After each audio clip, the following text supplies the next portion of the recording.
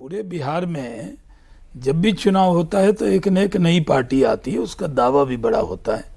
अभी पिछले चुनाव में जितने भी यहाँ से एंकर जाते थे वो पुष्पम प्रिया चौधरी का इंटरव्यू करते थे। सही बात। और वो भी एक नई पार्टी लेकर आई थी और उन्होंने भी बहुत अच्छे वादे, बहुत अच्छे ख्वाब दिखाए थे। रिजल्ट बाद में जो भी हुआ वो एक अलग बात है, मैं आलोचना नहीं करता। अभी भी प्रशांत किशोर एक ख्वाब लेकर आए और वो ख्वाब दिन में ही दिखा रहे हैं। वो जो चीज़ें कह रहे हैं वो चीज़ें हम लोग कर चुके हैं। आज नीतीश कुमार की क़यादत में रोड, बिजली, पानी, सड़क, इंफ्रास्ट्रक्चर मजबूत हुआ है। जब मैं इंडस्ट्री मिनिस्टर रहा तो आप देखिए हमने डेवलपमेंट शुरू किया। उसी किशनगंज में अनमोल बिस्किट की फैक्ट्री लगी, कई सौ लोगों को नौकरी मिली और गलगलिया का जो इलाका था वो इंडस्ट्रियल हब बन गया। आप कई इंडस्ट्री आप जाएंगे, जैसे बंगाल से आपने नक्सलबाड़ी सुना होगा, उसको क्रॉस करेंगे, बताशी की तरफ आएंगे, फिर गलगलिया शुरू होता है, इंडस्ट्री वहाँ से लगी। और बॉर्डर चले जाए कैमूर पे मैं बता दूँ आनंद जी, खुद ब खुद स्वतः बड़ी बड़ी इंडस्ट्री लग गई, टेक्सटाइल की और कई चीज़ की। मुझे जब जिम्मेदारी मिली थी तो इंडस्ट्री मिनिस्टर के नाते लोग मजाक उड़ाते थे। कई पत्रकारों ने, खुद अजीत द्विवेदी जी ने मुझे फ़ोन किया कि उद्योग है नहीं, किस विभाग के मंत्री बने। हमने कहा आप इंतज़ार कीजिए। 17 इथेनॉल प्लांट लगे। आपको पता है ग्रेन बेस इथेनॉल इंडस्ट्री में बिहार नंबर 1 है। ये पीके भी नहीं बता रहे, यानी इंडस्ट्री नहीं है। ये कहना कि इंडस्ट्री नहीं है एकदम गलत है। सीमेंट प्लांट लगे, टेक्सटाइल के प्लांट लगे। तो और मुझे गिरिराज भाई से बड़ी उम्मीद है, मेरे दोस्त हैं, बांग्लादेश के वो खिलाफ रहते हैं, बांग्लादेशियों के भी वो खिलाफ हैं।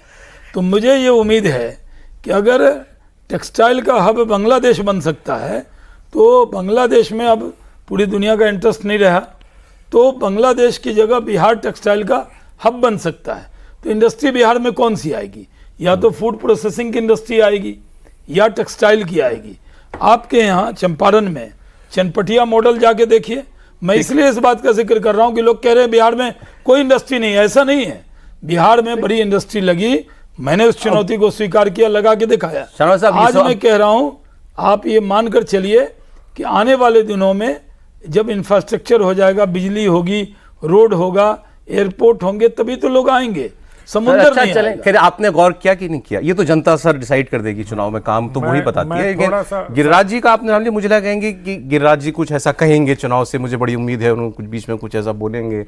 तीनों लोगों के चेहरे पे मुस्कान थी। फिर मुझे आप शायद काम की बात कर रहे थे। बाबू तो कही देते हैं सर, उनसे वो किसी की अपेक्षा पर हमेशा खड़े उतरते हैं। वो बात तो हम लोग अभी क्या छेड़े, वो पुरानी बात हो गई।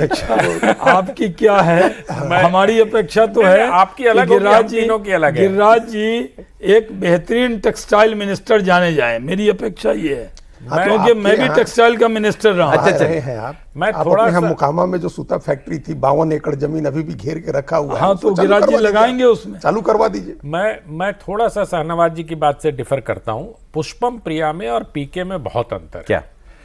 पीके एक सीरियस प्लेयर के तौर पर 3 साल से बिहार में है। पुष्पम प्रिया चुनाव के कुछ दिनों पहले आई थी, अखबारों में और टेलीविजन चैनलों पे विज्ञापन देके उन्होंने सोचा था कि जीत लेंगे। उन्होंने कोई पैदल यात्रा नहीं की थी बिहार के गांव-गांव में।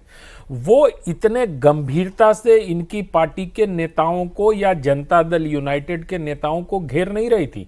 वो जिस प्रकार से संज्ञा चिपका रहे हैं सर्वदलीय नेता, बिहार का हर आदमी आज अशोक चौधरी को सर्वदलीय नेता बोल रहा है, जायसवाल जी को पेट्रोल पंप को लेके।